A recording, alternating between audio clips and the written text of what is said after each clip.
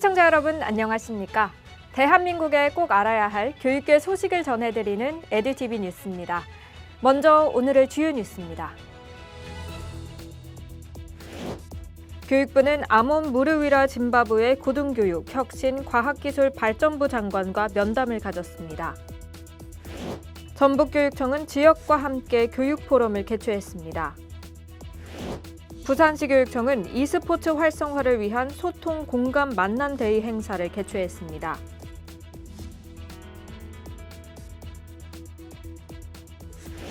경기도교육청은 보건교사의 의료 전문성 강화를 위해 오는 11월까지 학생 건강증진센터에서 역량 강화 연수를 실시합니다. 속초 양양교육지원청은 속초 해랑중학교 1학년 학생들을 대상으로 자유학기제 백패킹 체험활동을 운영했습니다.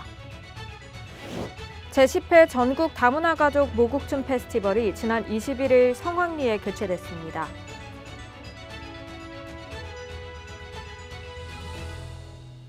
교육부 소식입니다.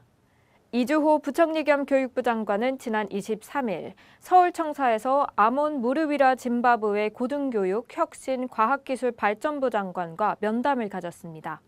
양국 장관은 이번 면담에서 유학생 교류, 공적 개발 원조, 고등 직업교육 등 다양한 교육협력 방안을 논의했으며 이를 통해 인적 교류와 직업교육 등 여러 분야에서 양국 간 협력이 확대될 것으로 기대됩니다.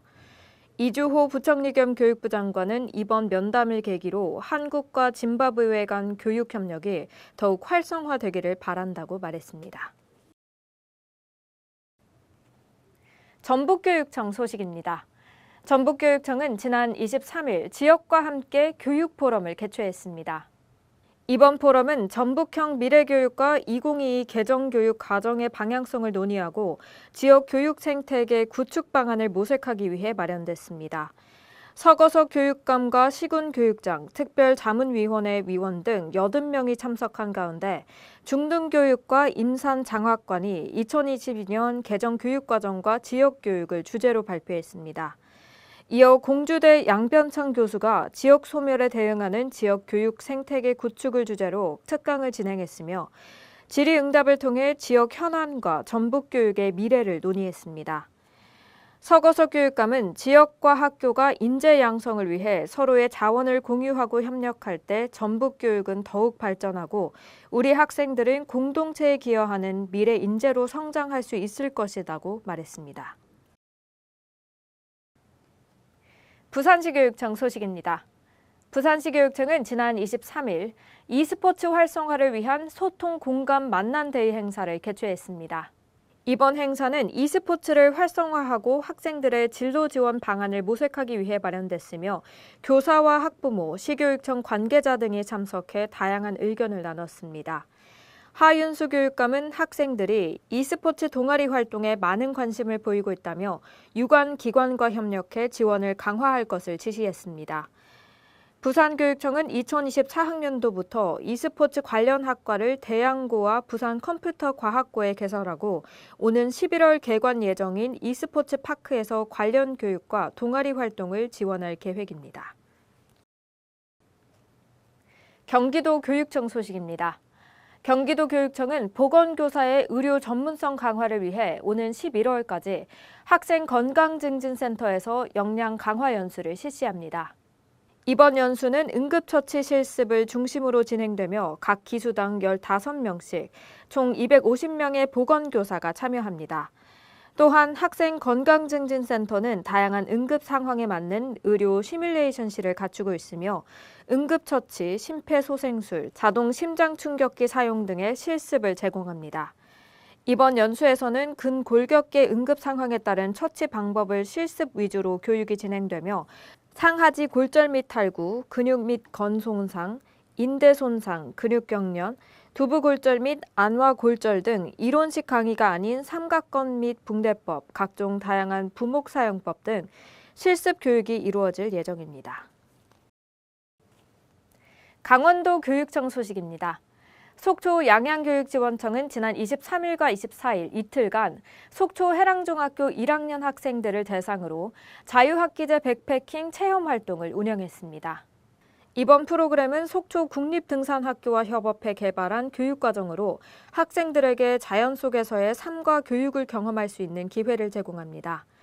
체험 활동은 사전 이론 및 안전교육과 1박 2일 실습으로 구성되며 야영구축법, 부시크 래프트, 캠핑 요리, 자연 환경 보존 및 관찰법 등을 배웠습니다.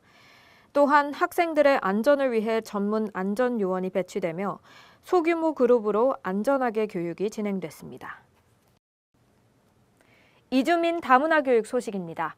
전라남도와 영광군이 주최한 제10회 전국 다문화 가족 모국춤 페스티벌이 지난 21일 성황리에 개최됐습니다. 이번 페스티벌에는 전국에서 10개 팀이 참가해 모국의 전통춤을 선보였으며 400여 명의 관람객들이 참가해 뜨거운 호응을 보였습니다. 대상은 캄보디아 전통춤 쿠어트랄록을 선보인 광주광역시 아시아인권문화재단의 캄보디아 문화보존팀이 차지해 여성가족부 장관상과 상금 300만 원을 받았습니다. 이어 금상은 원더풀 인도네시아를 선보인 전남 광양시 가족센터 내사랑 인도네시아 팀에게 돌아갔습니다. 행사 피날레는 퓨전 타악 공연팀 라퍼커션의 퍼레이드로 마무리돼 축제에 풍성함을 더했습니다. 이어서 교육계 행사 이모저모입니다.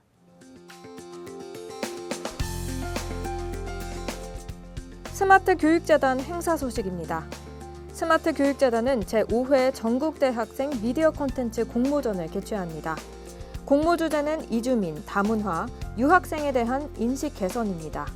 접수 기간은 오는 11월 24일까지이며 자세한 문의는 에듀티비 편성 제작국으로 문의하면 됩니다. 대전시 행사 소식입니다. 2024년 대전 사회서비스 엑스포가 26일 엑스코 시민광장에서 열립니다. 이번 엑스포는 대전시 사회서비스원이 처음으로 기획한 행사로 시민들이 사회서비스를 직접 체험하고 복지 체감도를 높이기 위해 마련됐습니다. 엑스포는 박람회와 콘서트로 구성되며 90개 기관이 참여합니다. 박람회는 생애 주기별 돌봄존, 스마트 돌봄존, 보건의료존, 교육심리존 등 7개 구역에서 다양한 정보를 제공하며 희망 나눔 콘서트는 나눔 문화 확산과 봉사자를 위한 축제로 꾸며집니다. 오늘 준비한 소식은 여기까지입니다. 루스벨트의 명언 중 어려움 속에서도 기회를 찾는 사람이 결국 승리한다라는 말이 있습니다. 어려운 상황이나 역경에 처했을 때도 긍정적인 시각을 유지하고 문제 속에서 새로운 가능성이나 해결책을 발견하는 사람이 최종적으로 성공하게 된다는 의미입니다. 내일도 더 풍성한 교육계 소식들로 여러분을 찾아뵙겠습니다. 이상으로 에듀티비 뉴스를 마칩니다. 시청해주신 여러분 고맙습니다.